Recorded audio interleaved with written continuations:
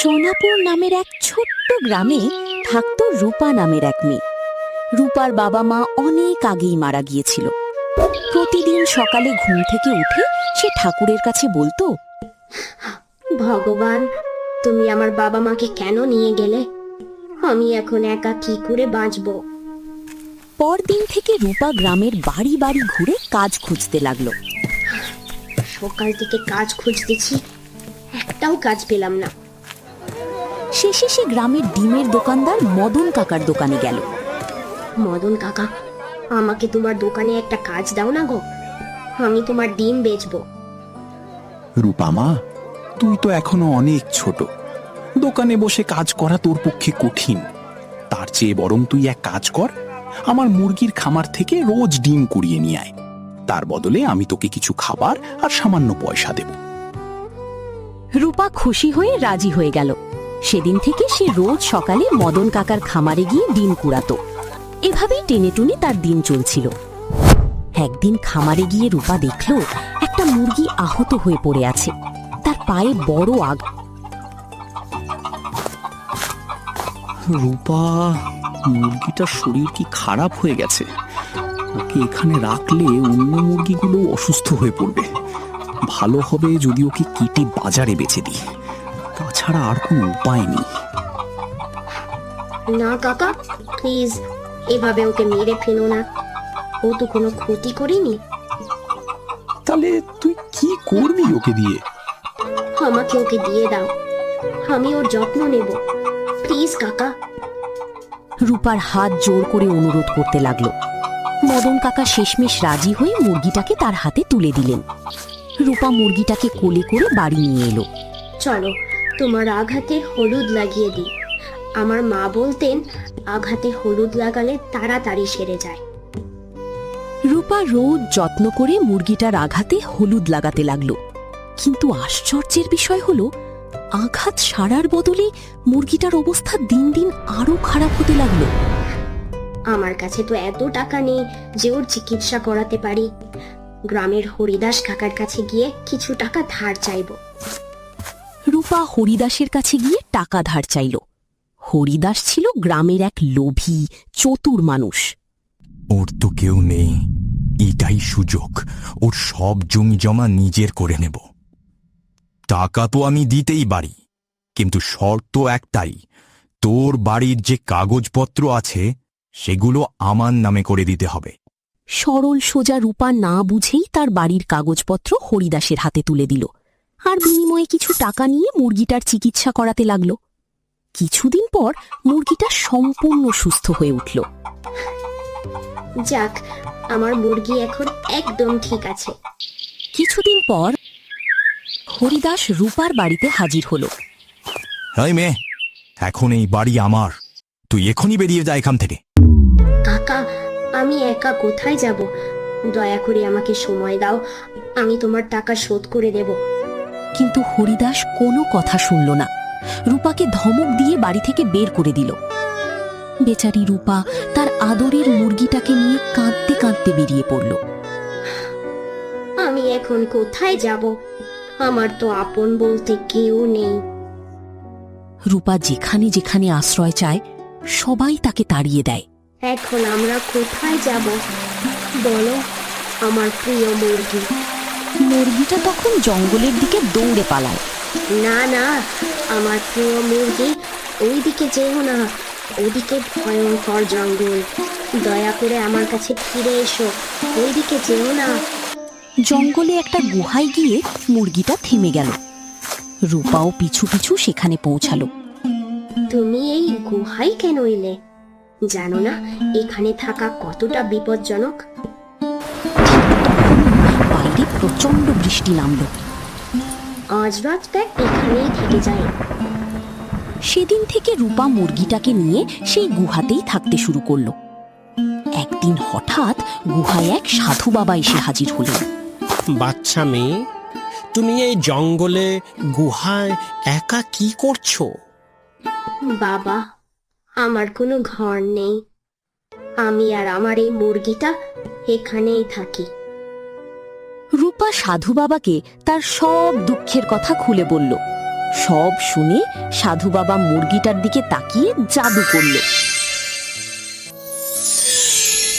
এই মুরগি আর সাধারণ মুরগি নেই, এখন এ জাদুর সোনার মুরগি হয়ে গেছে।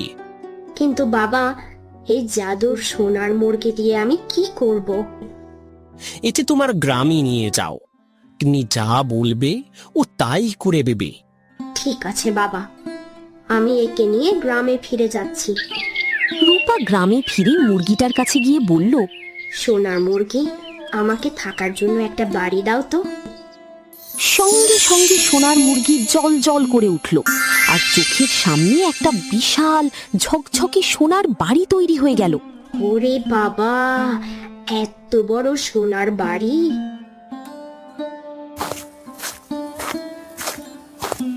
রূপা ভেতরে গিয়ে দেখল সেখানে কিছুই নেই, শুধু খালি ঘর। দেখি, ভেতরে তো কিছুই নেই, এ তো একদম ফাঁকা। রূপা বাইরে এসে মুরগিকে বলল, সোনার মুরগি, বাড়ির ভেতরটা তো একদম খালি, এভাবে আমি কি করে থাকবো? একবার গিয়ে দেখো তো।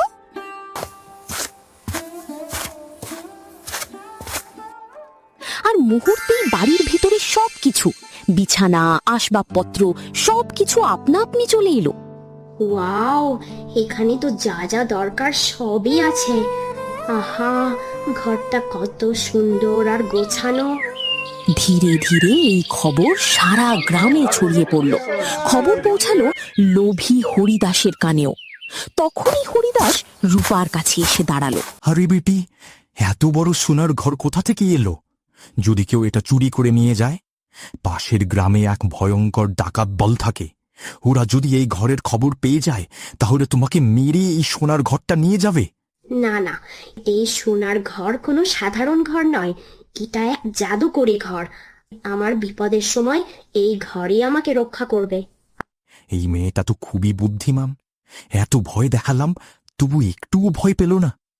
অন্য কোনো উপায় ভাবতে হবে। এই ভেবে হরিদাস সেখান থেকে চুপচাপ চলে গেল, কিন্তু তার মনে তখনও ঘুরছিল কিভাবে সেই জাদুর সোনার ঘরটি নিজের দখলে নেওয়া যায়। তখন রূপার খুব খিদে পেল। সোনার মুরগি, আমার খুব খিদে পেয়েছে, আমাকে কিছু খেতে দাও তো। মুহূর্তেই সামনে অনেক রকম সুস্বাদু খাবার হাজির হয়ে গেল। বাহ, কি মজার খাবার ছিল! এমন সুস্বাদু খাবার আমি আগে কখনো খাইনি। এখন আমার খুব ঘুম পাচ্ছে, আমি একটু ঘুমিয়ে নিই। রাতে হঠাৎ রূপার ঘুম ভেঙে গেল। এ কি, মনে হচ্ছে যেন গোটা বাড়িটাই কাঁপছে। কি হচ্ছে এসব? সে ছুটে বাইরে বেরিয়ে এলো। এই তোমরা আমার মুরগির বাড়ি কোথায় নিয়ে যাচ্ছ? এক্ষুনি ছেড়ে দাও। কয়েকজন লোক একসঙ্গে মিলে রশি দিয়ে বেঁধে গোটা সোনার বাড়িটাকে টেনে নিয়ে যাচ্ছে। সোনার মুরগি, এদের একটা শিক্ষা দাও তো। তখনই সোনার মুরগিটি তার শক্ত ঠোঁট দিয়ে একে একে দুষ্ট লোকগুলোর মাথায় ঠুকরাতে শুরু করলো। সবাই ভয়ে পালাতে লাগলো। শিক্ষা পেয়েছো তো? এবার আমার সোনার ঘর ছিনিয়ে নিয়ে দেখাও। অন্যের জিনিস লোভ করলে এমন শাস্তিই পেতে হয়। কিছুদিন পর, আরে কাকা, তুমি কাঁদছো কেন? কি বলবো বেটি, আমার ছেলের চিকিৎসার জন্য হরিদাসের কাছ থেকে কিছু টাকা ধার নিয়েছিলাম, কিন্তু সেই সুযোগে সে চালাকি করে আমার ঘরটা নিজের নামে লিখে নিয়েছে।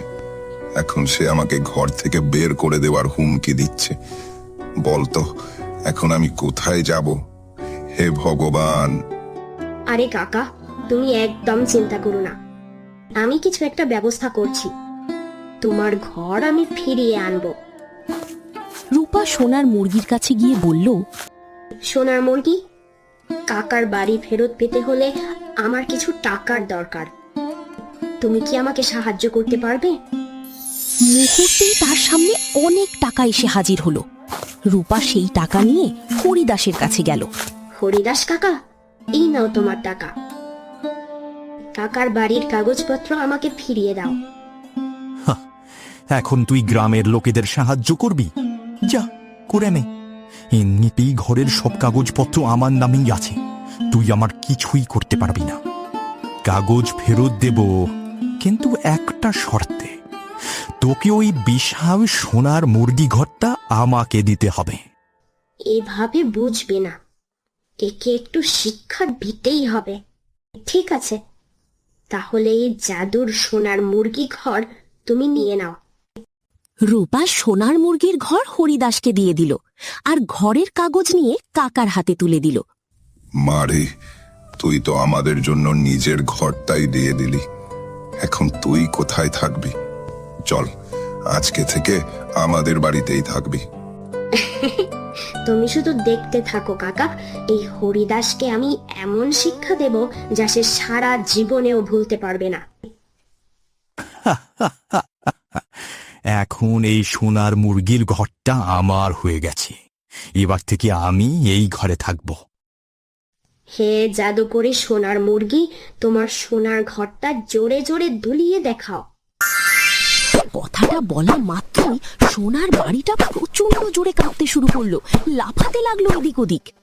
ওরে বাবারে, আবার কোমর ভেঙে গেল, বাঁচাও বাঁচাও। হে জাদু করে মুরগির ঘর, এবার একটু জোরে জোরে লাফিয়ে দেখাও। সঙ্গে সঙ্গে মুরগির ঘরটি জোরে জোরে লাফাতে শুরু করলো।